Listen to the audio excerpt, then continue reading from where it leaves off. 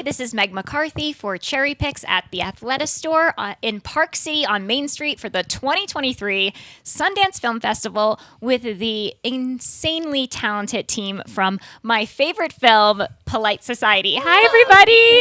Hey. How's everyone feeling?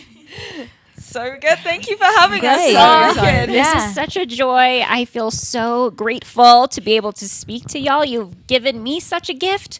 And it seems like from your chemistry down there that it was just incredible working together. And just congratulations on all of it. Thank you. Thanks so much. For me, this film was truly the epitome of grace and grit, leaning heavily on the grit side. To our beautiful filmmaker, can you please talk to me about finding the perfect tone to tell this story? Because between the fight sequences and the tender moments between these two, it was incredibly entertaining, but it was also super empowering. Oh, thank you so much. I'm so thrilled you enjoyed it. Finding the tone was something was definitely something I thought really deeply about. I wanted it to be joyful, so I wanted there to be lots of comedy and lots of fun moments between the two sisters, because it is ultimately a film about sisterhood. But at the same time, I wanted to show the kind of aggression that we as women don't always get to show.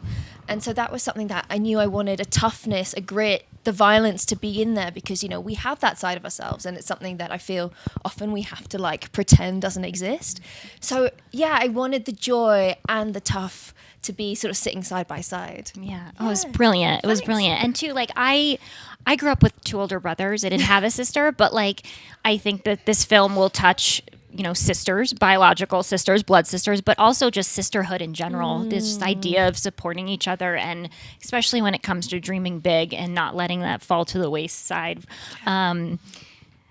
Watching Rhea just unapologetically be herself was so inspiring. It also was a big, as life goes on, we tend to doubt ourselves. We get older, and life happens, and it was just a beautiful reminder to me too to let my own fury out. Priya, how did it feel to just have that space to kind of fully embrace the beauty that is the fury of a young woman? Talk to me about that. Oh my gosh, it was everything. I wish I was more like her. She has taught me so much. And I think when I was her age, I was terrified. You seek validation from other people. You want to be popular or cool or proper, or, you feel like you're limited by what society thinks is good. And I never felt like I was good enough. But Rhea does not care what anybody else thinks. It doesn't matter who else thinks she's cool. She thinks she's cool. And that's the only thing that is important. And I just feel like she reminded me to be that way, and I just had so much fun. I felt like I relived being a kid, and I got to be a kid whilst doing this film, and that was just the best. No, it was contagious. I went home with all of this energy. I think my husband was like, "What's going on with you?" I had so much energy, and I have it now just thinking about it. It just makes me so happy.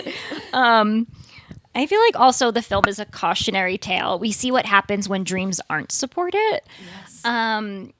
And Ritu, how does Lena's kind of fear of failure, something we all sort of deal with, mask itself as contentment, which I think is incredibly relatable, not only to artists, but just, on a human level?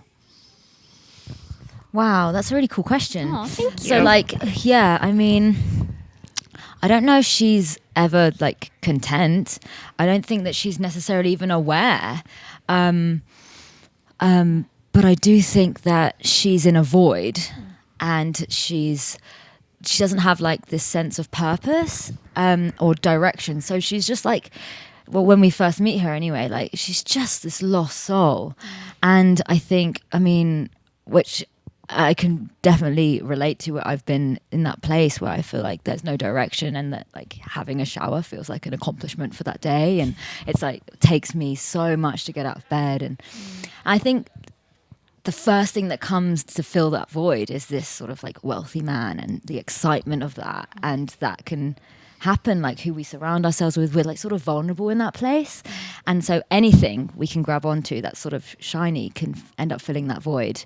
And I think that's what she might not be able to see, but obviously her sister Ria does see that. And it's like, this isn't okay, but it's so hard to navigate because it's that sort of messy place. So yeah. Yeah, it was, and I too was surprised. I was like trying to give her a little bit of the benefit of the doubt when she starts, dating this guy that we're like, is he genuine? Like, does he have, are his intentions good? And then, I mean, there's also so many wonderful themes about how like we're as women just viewed as wombs. Yeah. And I mean, this film is so brilliantly layered.